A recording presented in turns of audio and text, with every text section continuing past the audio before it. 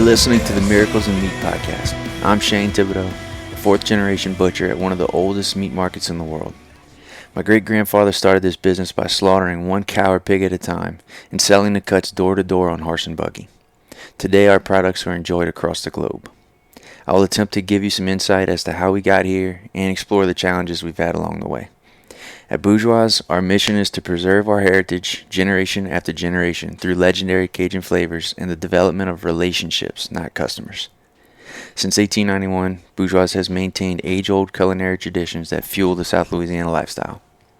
Over the past 133 years, our Cajun products have gained global recognition, and for tens of thousands of folks around the world, the Bourgeois Cajun Lady logo is a symbol of home. Today, the fourth-generation butchers sit at the 9-foot maple block with loyal customers to discuss the adventures, skills, and passions that guide each of their legacies. These conversations will become priceless resources for future generations of any industry. This is our way of maintaining the spirit, purpose, and traditions of our lost arts in a world of change. 133 years, 4 generations. We're just getting started.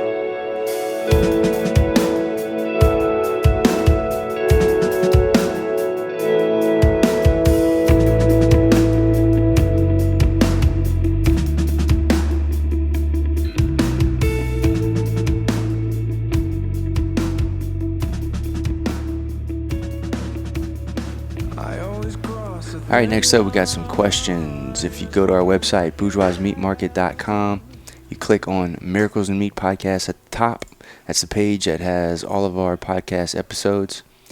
Keep scrolling. You're going to see a form that says submit a question to the podcast. You can submit a question, comment, concern, feedback, something like that. You can even upload an audio file and do a little something like that. We'll either read it or we'll play it on a future episode. So if you didn't know that was there, go check it out. Send us something. We'd love to get these questions because a lot of the questions we take for granted, and we think everyone knows the answers to them. But I guess it's obvious that we don't do a good job pushing our info out there. So this is a little bit for fun and a little bit to help people out. So send them in.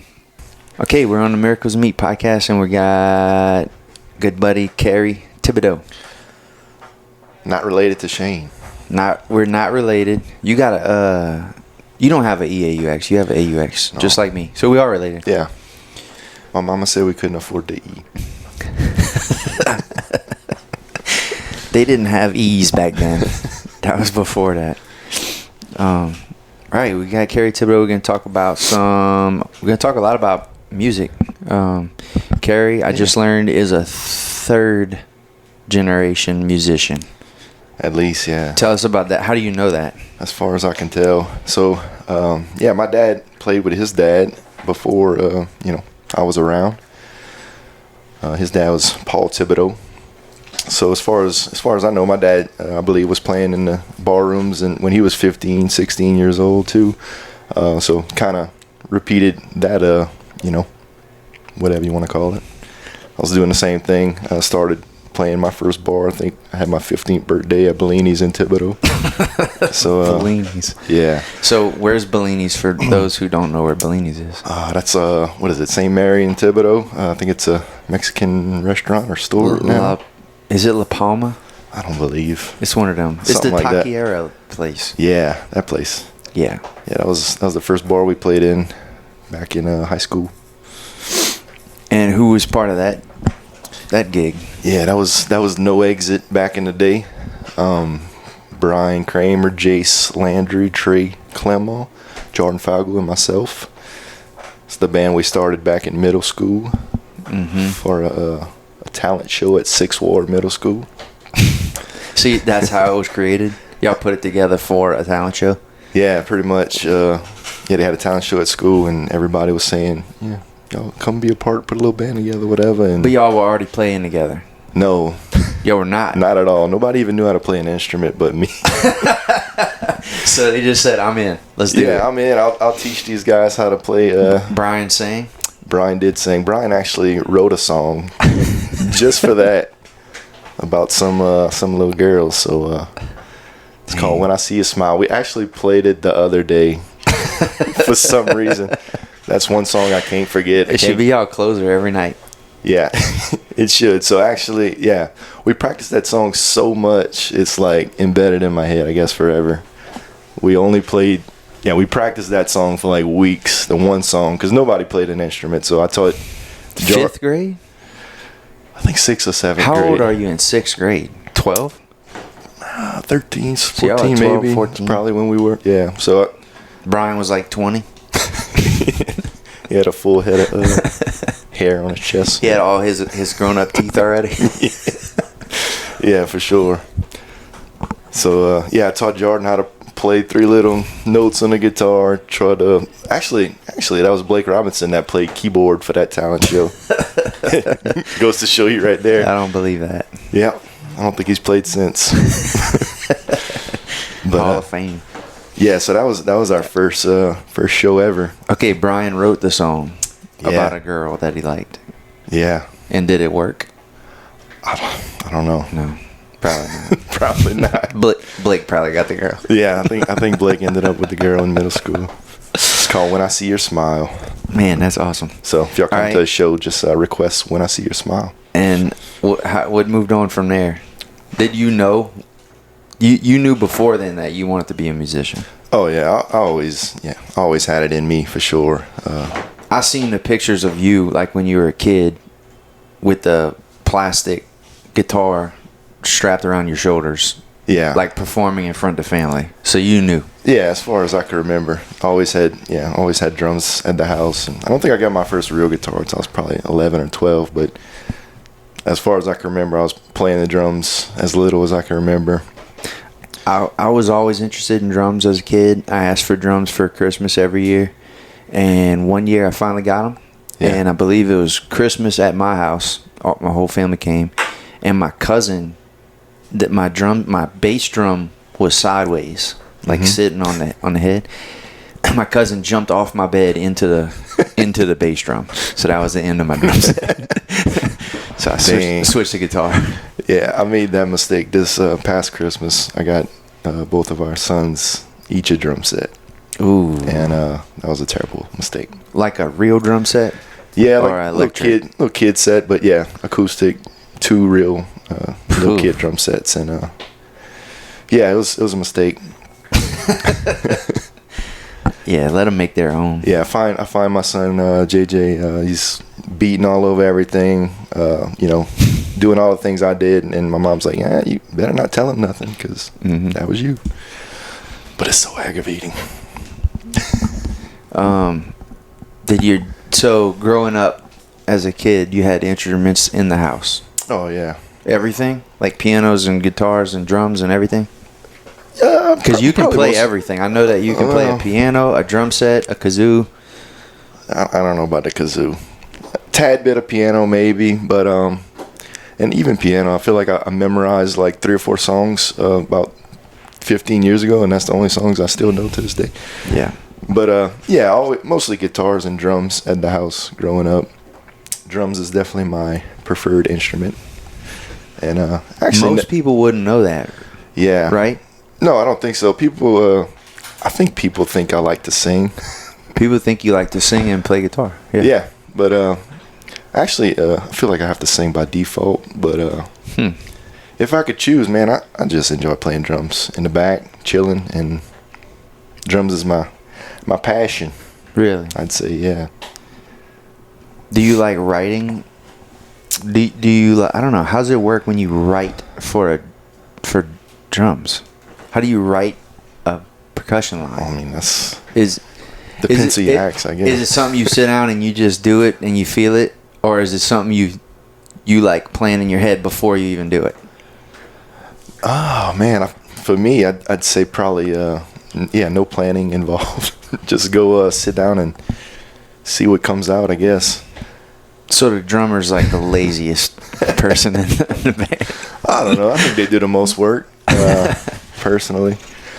But yeah, especially if you singing and drumming is at the same time is a lot of work for sure. It's pretty tiring. So you're doing that too. You're drumming with a mic. Yeah, that's what I've been doing with Kerry Thibodaux Band recently. Is playing drums and singing. That seems hard. Yeah, it's It's pretty natural, I guess, for the most part. But every now and then I just have a little, I guess for lack of a better word, a brain fart. And it's like, man, I don't know what I'm about to do. And I just stop playing. It's like my brain just shuts off for a second. But for the most part, it's not too bad. I guess it comes pretty natural. It took me, I played guitar since I was about 12, and I like to sing at a pretty young age. I'd sing country.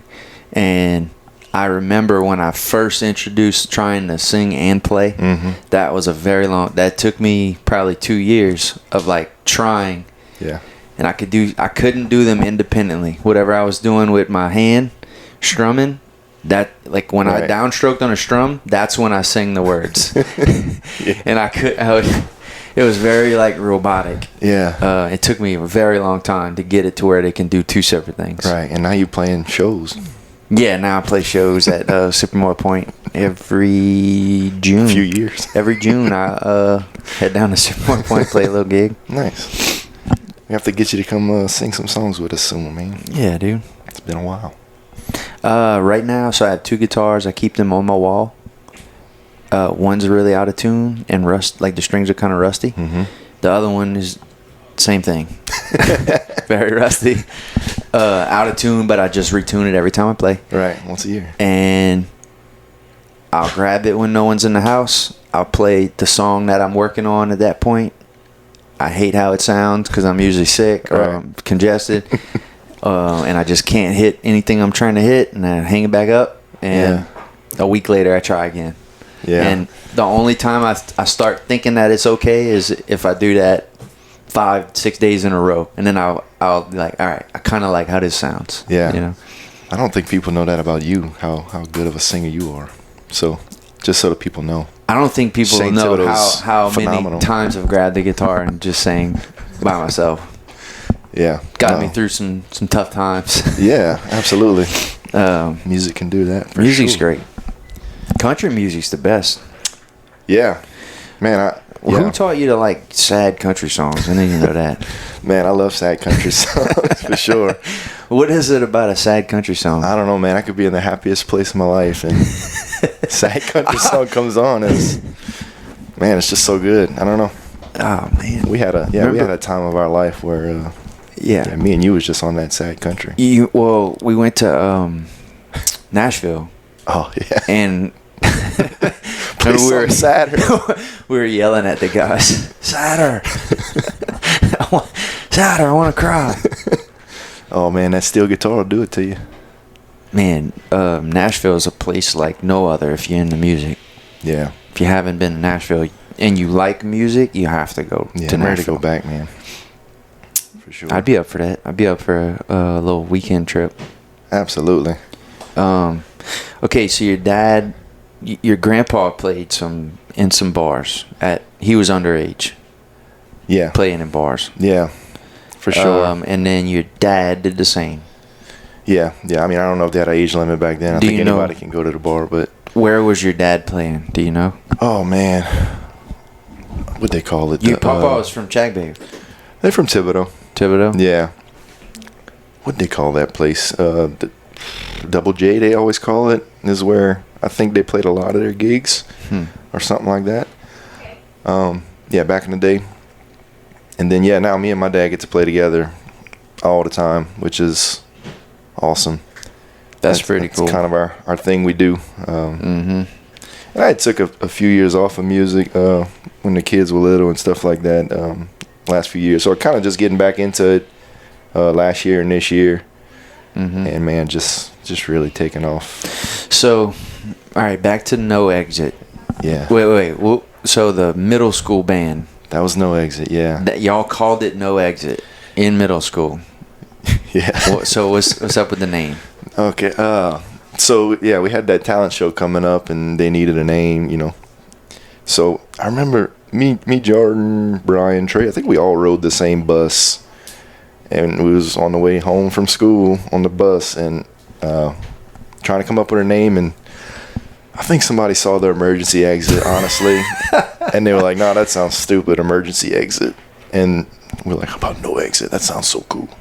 I think that's the whole story. That's pretty cool. Pretty terrible. I never knew that.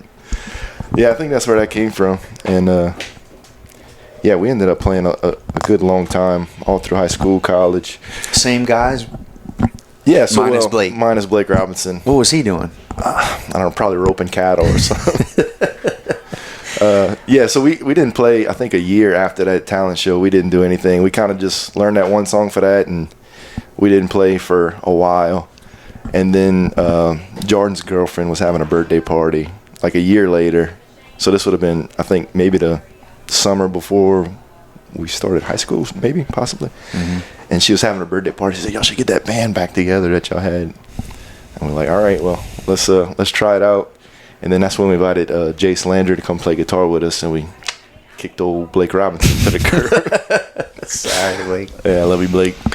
And man, we learned about probably 6 or 7 songs straight, Green Day and Blink-182. Y'all had your own gear?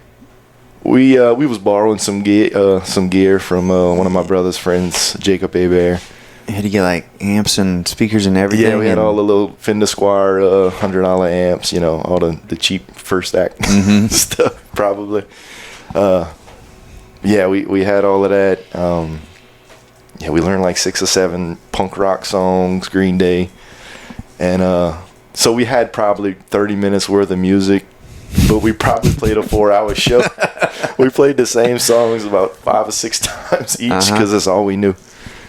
And that's awesome. And then after that, I think we went from there, and maybe a couple weeks or a month later, we ended up playing at Mochaccino's coffee shop. We started playing at the coffee shops because it's the only place we can play. And then high school, we ventured out to the skating rink. I don't know if you was there back in the day. That's your neck of the woods. Huh? I don't remember bands playing. I just remember DJ. We were there every freaking weekend. Yeah.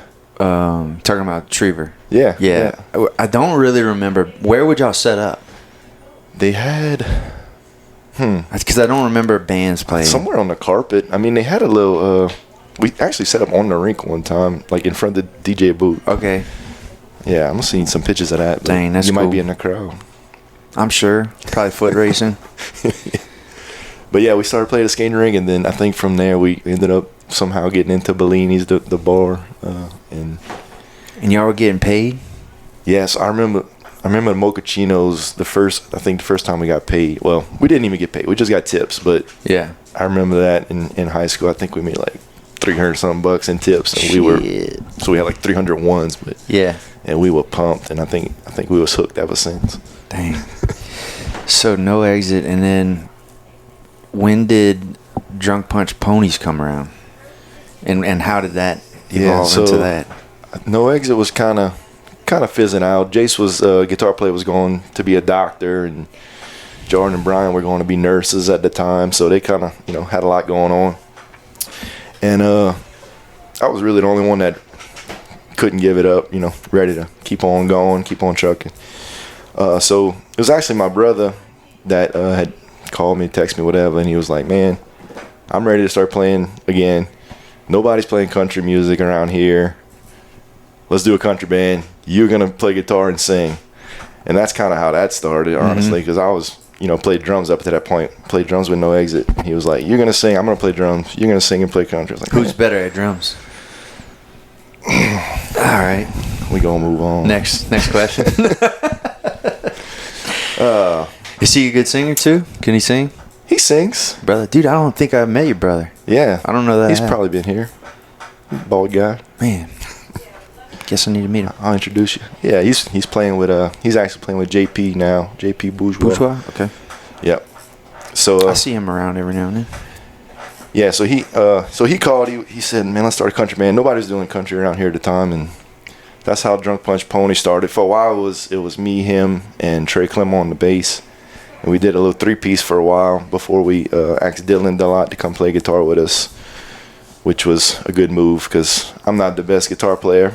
And I was trying to hold it down, but Dylan helped us out tremendously there. And man, we had a lot of fun with Drunk Punch Ponies. We played a lot of shows right there at the old Ice House. We used to pack that place all the time. So I watched y'all play at the Ice House one time, and I don't know what it was for. It was something special. It wasn't just a random night. That might have been our class reunion, possibly. Yeah, that does sound right. That sounds right. That's what it was. I don't even remember what band that was, but it was a time we was doing No Exit and Drunk Punch Ponies for like a few months, both of them. So it was kind of back and forth. Y'all sang a very funny song, I remember. It was one y'all wrote a long time ago. Oh, God. We're not going to go there either. I do remember laughing. Yeah, we had a couple nights at Jordan's old camp back in the swamp where we wrote some pretty terrible songs. You should have stayed in the swamp. Do you practice at home, or do you get your practice in playing? Yeah, shows? We don't practice too much anymore. We don't really have time. But you don't grab your guitar at home and like mess around. No, I wish I could more, but not really. Unless we got a big show coming up, we'll do something. We'll get together. And like lately we've been playing with so many people. Have been playing with so many people. Like everybody's playing in every band. Everybody's sitting in with everybody. So it's like feels like lately every week you got some kind of new set list or songs to figure out. So I mean, really just listening to them a lot whenever I can. And that's the thing about drums for me, man. I just really can just listen to a song a few times on the radio, be pretty much good to go. It seems like drums is less stressful. For me, yeah. Yeah? For me. It's gotta be.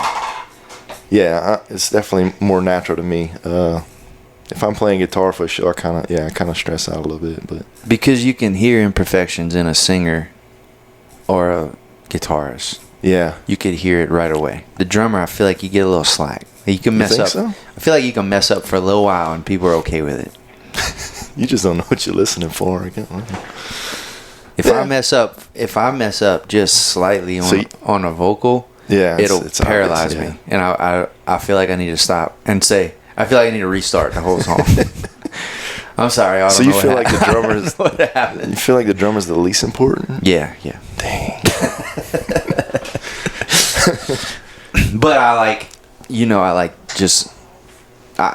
could go to Nashville and watch guys on acoustic, right, with no amp, no mic, no nothing. I could just watch that for hours. Yeah, I know you. Yeah, back to Nashville, man. I know you wanted to touch on Toby Keith, man. Yeah, no, I had a question. This is actually a question for Blake. We had a Toby Keith party at your house. We did. Back in the early 2020s, maybe. Something like that. 119. Yeah, something like that. I think that was my birthday party. Pre-COVID. Yep. We had a Toby Keith party, and we all dressed up like Toby Keith. We only played Toby Keith, and we did that. Right. But who dressed up like Toby Keith better, me or Blake? Oh man, I think you nailed it for sure. Man, we just dogging on Blake today, but wait, say it again. I think that was Shane Thibodaux that looked like a better Toby Keith. Okay, just making sure I got that. All right, we good. All right, No. I do agree. I'm unbiasedly agreeing with that. No, it was a fun party, man. A lot of people weren't they were over the Toby Keith by the end of the night, but yeah, I don't know. Not us. No, it only grew my love. Yeah, Toby Keith's definitely on my probably on my Mount Rushmore of country music singers, but he gets a bad rap. But I saw him live, Me too. I saw him in Korea. What? Yeah, he came play. He did a bunch of for the troops. USO. Yeah. Oh, sweet. He came play, and we got invited to an army base, and they said it was very last minute. Like, we were at the army base. No one told us Toby Keith was playing. Oh. And they're like, oh, by the way, Toby Keith's playing if y'all want to go watch. And we're like, okay. Of course. So we go into this gym, and you open the gym doors, and you step inside, and the door closes behind your back. And that's where we had to stand. Come on. And he was way at the other side. Dang. But pretty cool. That's awesome. Yeah, I seen him.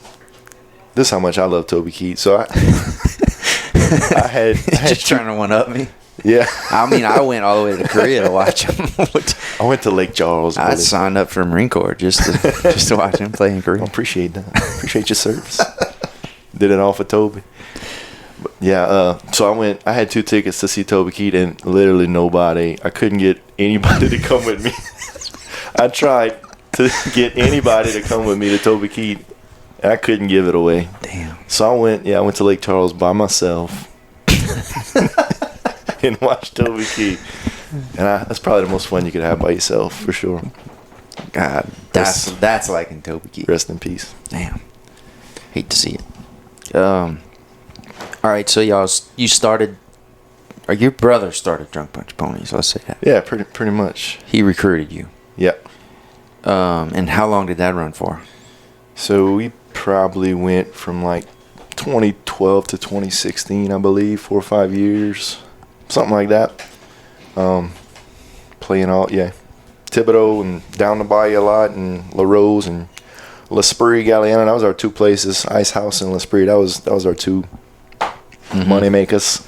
And then we started getting into Grand Isle. We played a lot of shows in Grand Isle, and we was just the country music party band for sure. I don't know if we sounded good ever, but the people came and had a blast, so it was fun.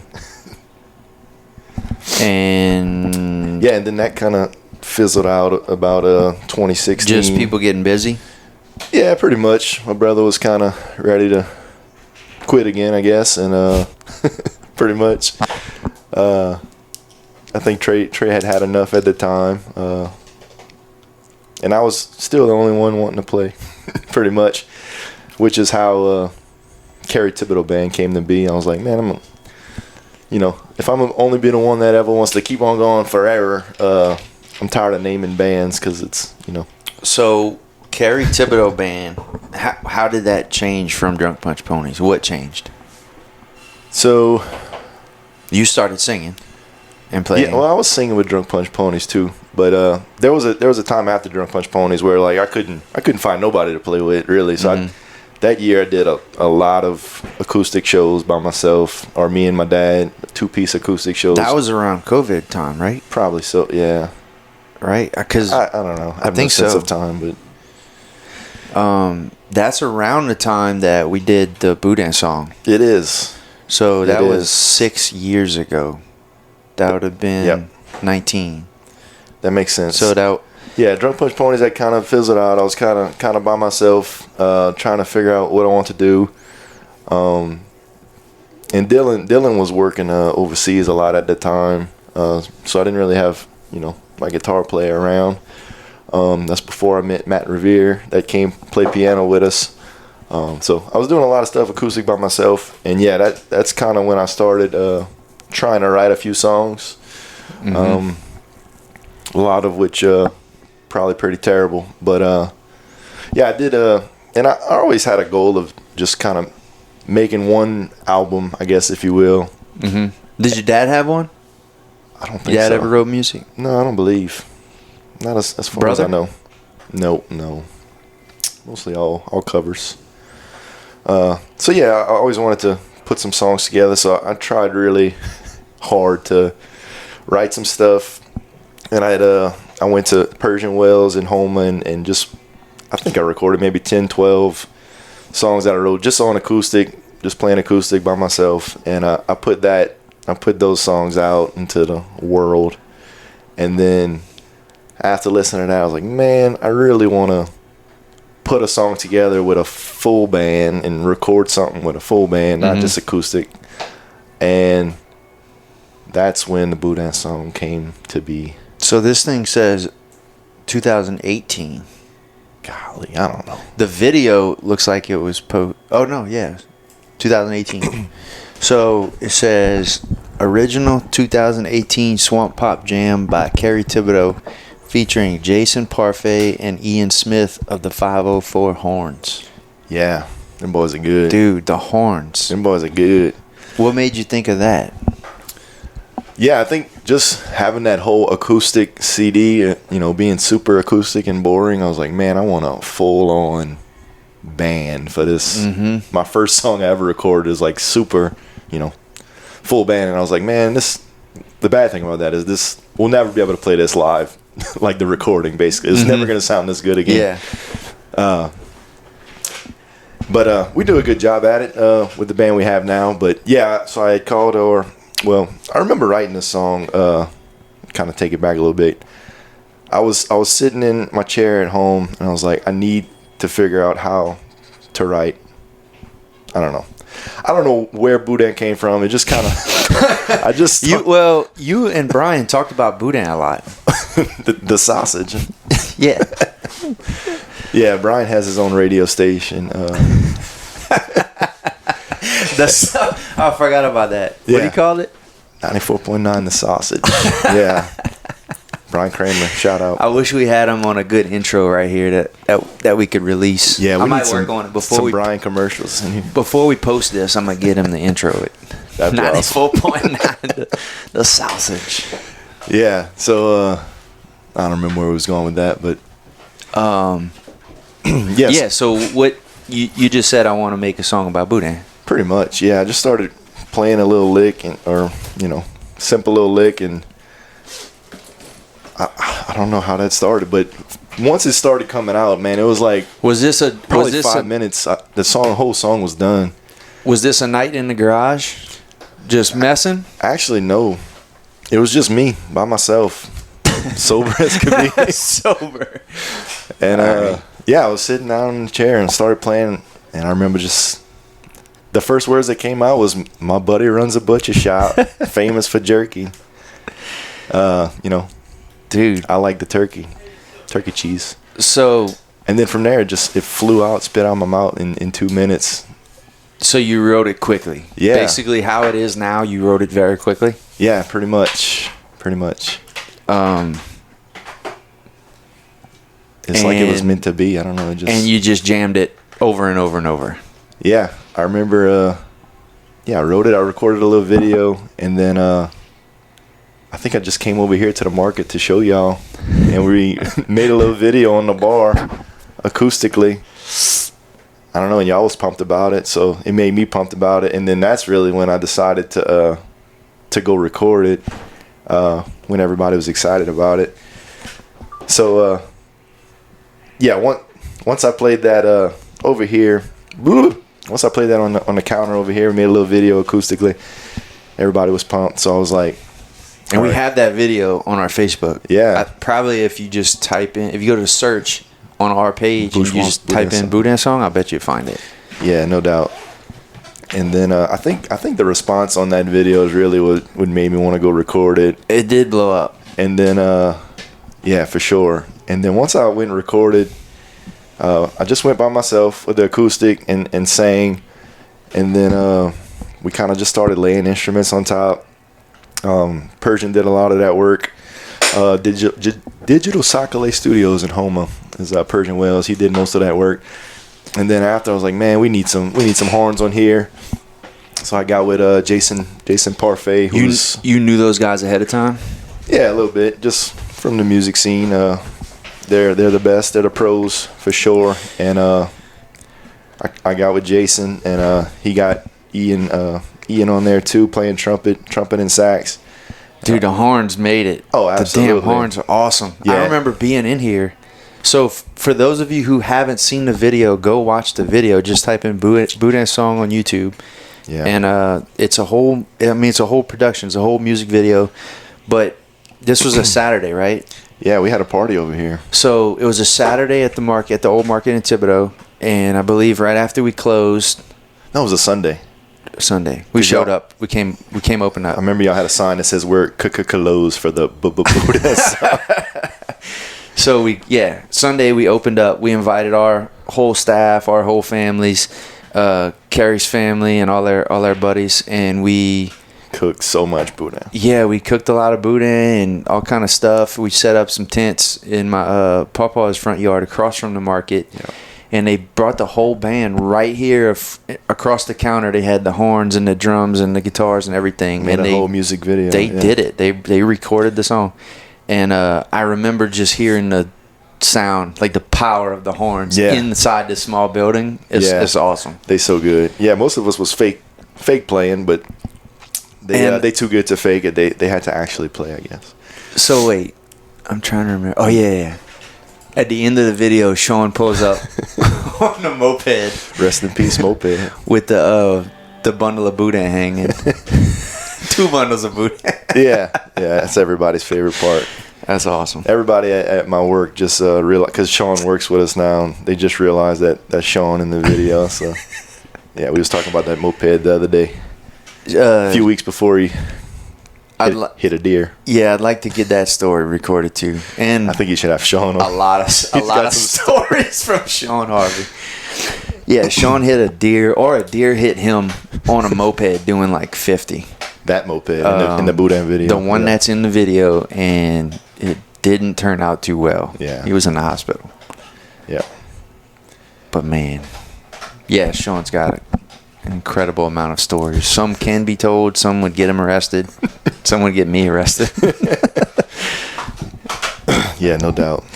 I got a few stories with Sean myself. So once you started, when the Boudin song was recorded, that was Kerry Thibodaux Band.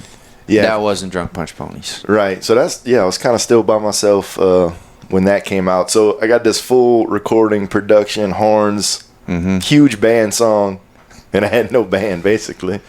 I had my cousin playing fake playing the piano in the video. I mean, he knows how to play a little bit to fake it, but my dad was playing drums. I was playing guitar. We got some of the, we got Trey, a few of my old friends to come, fake a band for the video. But I was kind of still by myself at the time.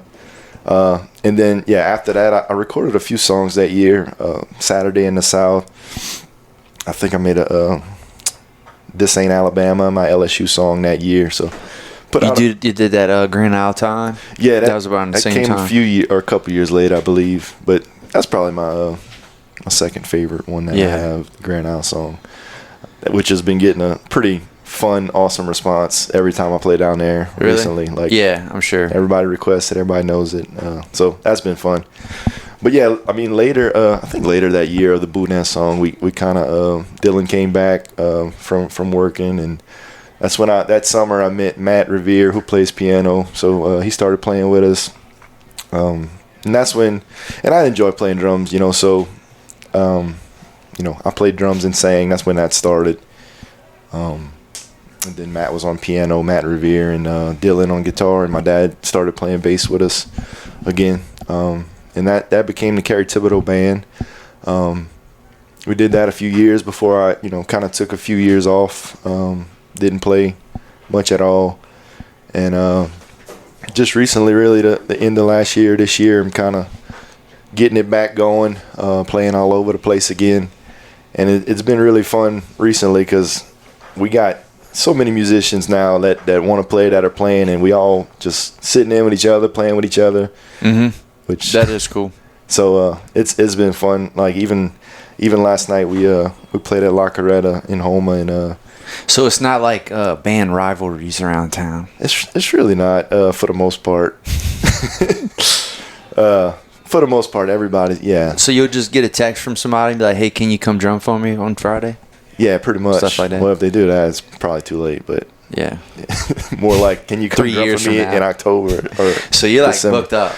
Yeah, basically every weekend. Almost. You play weeknights too? Some Thursdays, some Sundays, but mostly Thursday to Sunday. But where's your favorite place to play right now? Ooh, right now, I mean, La Casa and Thibodaux is the closest to home, so that's been super fun. All the family and friends go there. Anywhere in Grand Isle is fun in the summer.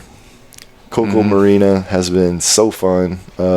I went to the marina recently. It's the awesome. restaurant. They put a lot into that. Put a lot of work. So the 4th of July is coming up. We got actually 3 shows for the 4th of July. We're going to be playing Thursday, Friday, and Saturday over there at Coco. Yeah. Where do you set up? Is it underneath?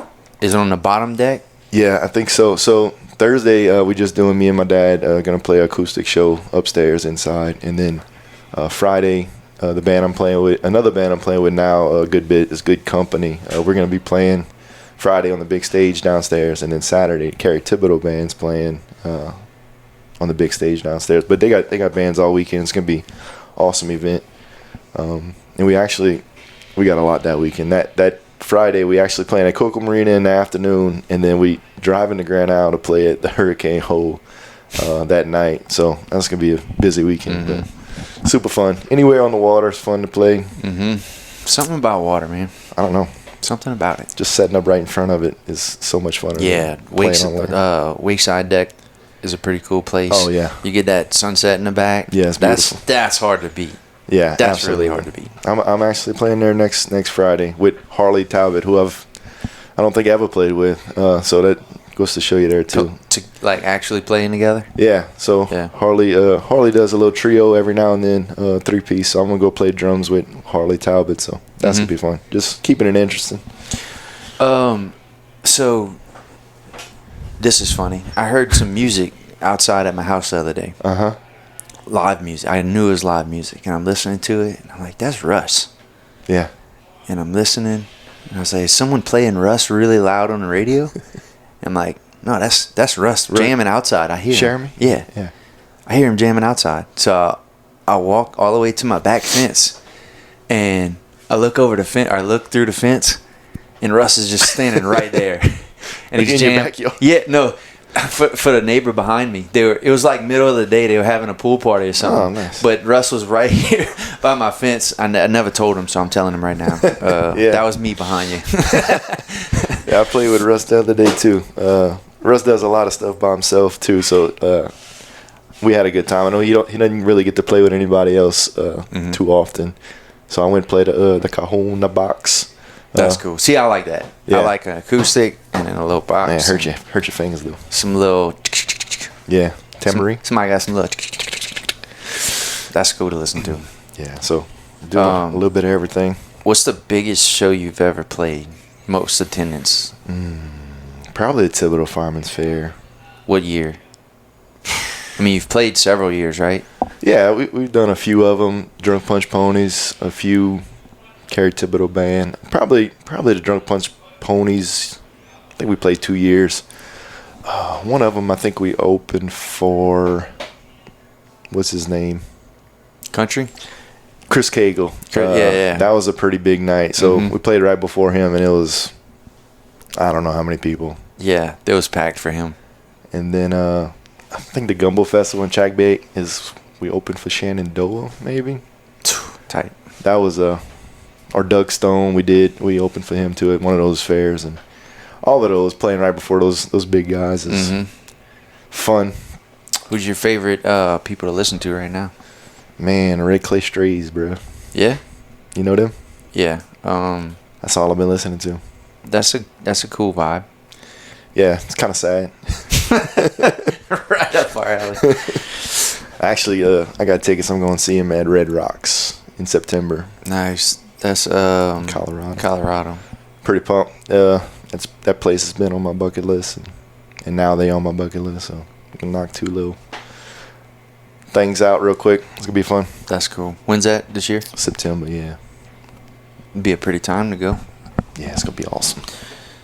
Yeah, Red Rock's that's the big outdoor like amphitheater. Yeah, like big old mountain. Yeah, built into the mountain. Awesome. I had a chance to see someone there. We were there, and they were. No, I wish.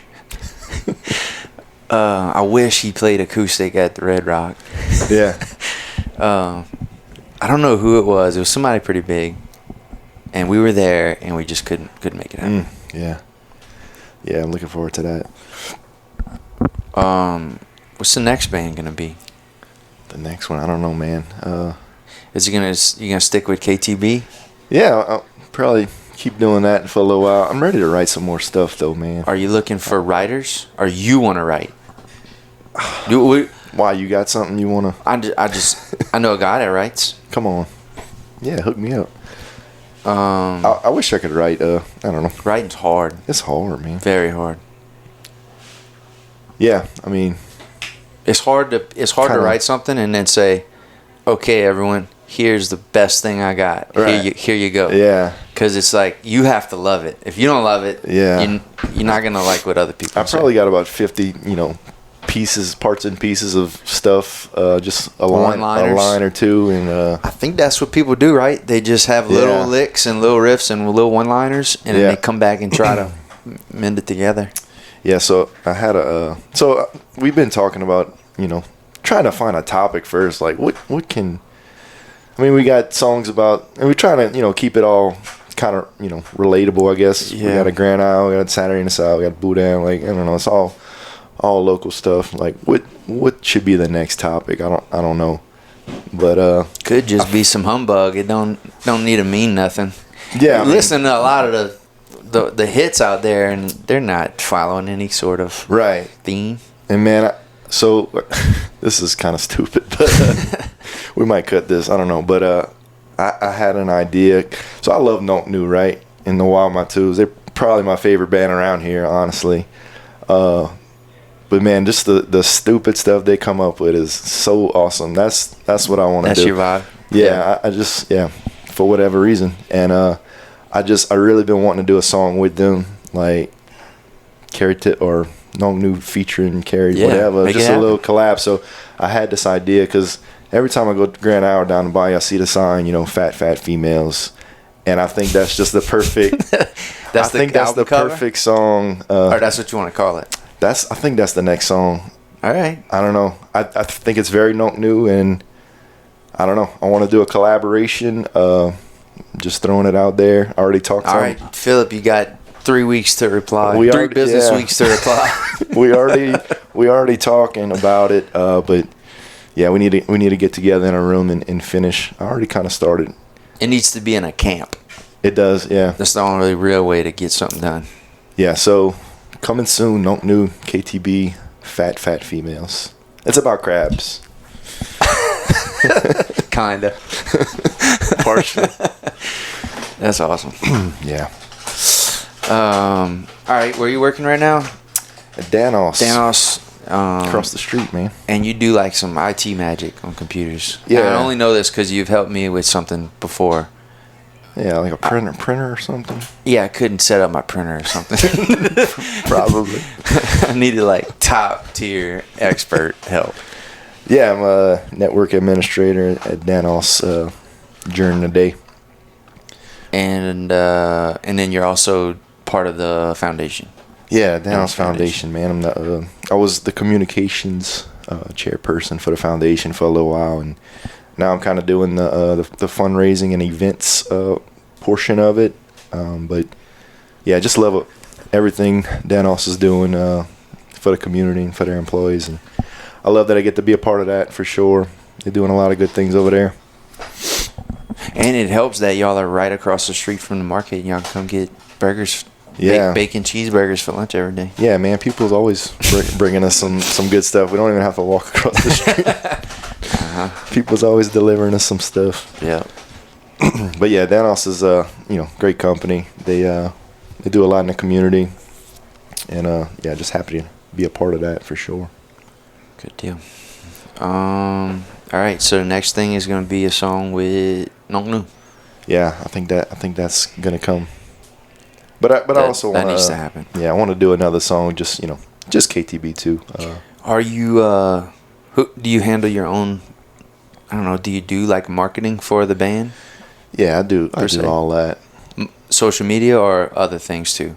I mean, mostly social media. Yeah. It's free and easy. And, how do people book you? Call you? Yeah, shoot us. Call me, text me. Well, I don't know if I want to throw my number out there, but yeah, Facebook, Kerry Thibodaux Band on Facebook. Shoot us a message to book something. Probably have to be next year. But what if somebody was getting married like in the Keys and they wanted to fly you out, the whole band out there? That would be fine. They could do that? Yeah. No problem. Absolutely. We'll do that right now. We'll probably cancel a show or two to make that happen. That'd be cool. I know some people getting married and all. Come on, man. For real? I never know when to take you serious. Yeah, call me. Well, that's good. Wait, I think I just caught it. Are you constantly getting requests that you don't want to do, or you want to do everything? What you mean, like somebody says, "Can you come play? Can you come play at my whatever?" Sometimes you're like, "Oh God." Oh, absolutely. Really? Yeah. I mean, I've done the bar scene, a while, and those 10 p.m. to 2 a.m. shows is That's rough. not where it's at for me right now. Do you drink while you play? Like you drink a beer? Maybe one or two. Try not to. Does it help? It does. If I have to play it, like one will help me.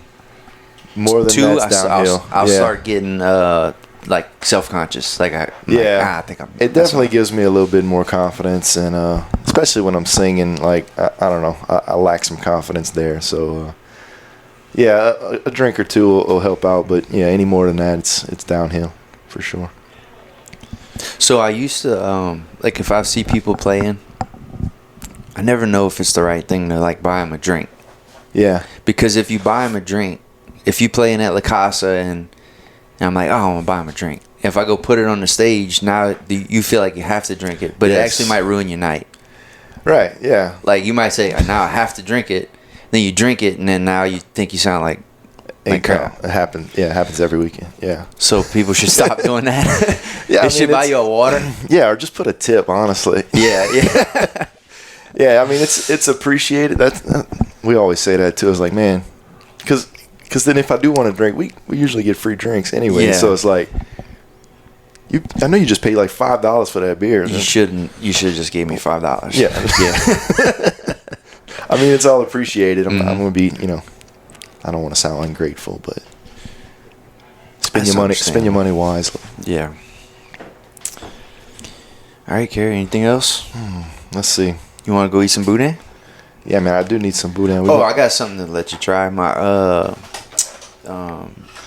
Mandy Lagarde. Okay. She's my insurance agent at Farm Bureau. She's getting married in Key West. No. She might be going to Key West. I don't know. She makes this hatch chili salsa. It's the best thing I have found to put on a boudin burrito so far. Come on. Yep, best thing. And you can't buy it. You can't get it anywhere. Come on. So you're the only person that I'll let try this. Oh, sweet. But it's the best thing to put on a burrito so far. Before this, it was just regular yellow mustard. Yeah. I went through a hot sauce phase. Ketchup. No ketchup. No barbonnaise. No, none of that. Yellow mustard was my go-to. But now, if I got the hash salsa, come on. Yeah, I'm going to go try it. Y'all still using my Papa's shallots? Yep, whenever he got them. Yeah, he's slowing down a little bit. But we always take fresh shallots. Yeah. But we try to, we do this. Like if they come here, we say, can you drop them off at Gray? Uh-huh. That way we don't have to cut them. Gray brings them back once they cut. Yeah, once they cut them, and then the next week we go, hey, y'all got a box of green onions we could borrow? And we'll get y'all back next week. Yeah. Make them do the work. Cause dude, those Jack Bay shallots, they spicy, bro. They spicy? They'll tear your eyes up. Come on, man. Way different than this produce distributors, Yeah. Just different. Man, the deer been tearing up everything he got though. Oh, he needs somebody to go help him? Them deer are coming right behind our house, dude. Wow, I hate to know where that's at. Yeah, we got a deer problem. Yeah, they tearing up his garden. That's a shame. Somebody should do something. I'm going to call Blake Robinson. Yeah. Blake will be hanging on a telephone pole within 15 minutes. Like an energy man. Listen, with earbuds in, listening to music. Oh, man. All right, let's go eat some boudin, and let's also play some music sometime. Yeah, man, you need to open up your garage. I miss those open garage nights where everybody would just go jam. Yeah, actually, I kind of fixed up my garage a little bit. Now it's air conditioned, music. I want that. We want to sweat. Yeah, I want it back the way it was. Them blue walls. I want Jordan to be there, and I want Brian to be there. And so we just need to go misbehave. We definitely need to do a show together. And the show that I think I'm going to invite you to, I've kind of been planning in my head. I really, really want to do a Toby Keith tribute night. Cool. So I think you should come sing at that show. Dang. I don't know where it's going to be, but that's... Keys. The key. The keys. In Baghdad. Yeah, we're gonna do a USO show. We're gonna do a USO tribute. Toby Keith, yeah. Toby Keith tribute. Well, thanks for having me, man. Appreciate it. This was fun. This was good. Maybe we'll close this out with the Boudin song if I know how to. If you know how to do that. If I know how to arrange that, but it's not my specialty. Good catching up. I miss you, brother. All right, bro. Thanks. Thanks, dude.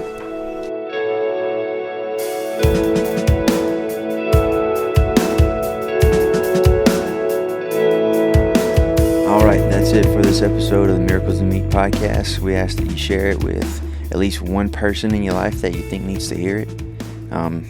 If you got a little something from it, you got some little goose pimples, or it just gave you some feel goods, send it to someone else. Let them feel that too. And if you loved it, please leave us a 5-star review. That'll really help out. And if you only loved it like 4 stars worth, please do not leave a review. Same thing with the 1 through 3. Not interested in any of those, only 5 stars. If you have any personal questions or comments about the episode, shoot them over to Bourgeois Meat Market on Facebook or Instagram, and we'll reach back out. And if you have any ideas for any cool future guests, please shoot those over too. We're always interested in hearing who else is out there and what kind of cool stories we might be able to bring into this place. See you next time. Thanks for listening.